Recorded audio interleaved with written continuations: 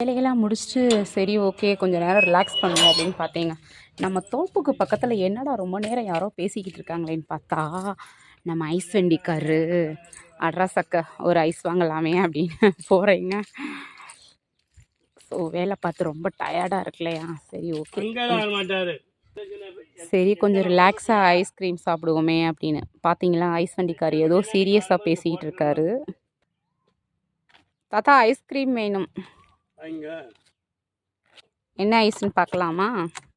பாருங்க பாருங்க, உங்களுக்கு பிடிச்சதை கேட்கணும்டா. அது குல்பி. அது கசாட்டாவா? இல்லை குல்பி. இப்போது நம்ம ஃபைனலாக வாங்கியாச்சுங்க. என்ன வாங்கியிருக்கேன்னு பார்த்தீங்கன்னா இந்த இதுதாங்க. இது எவ்வளோ தாத்தா? அது 40, அது 30. ஓகே, ரெண்டுமே பாருங்களேன் டப்பா அழகாக இருக்குது.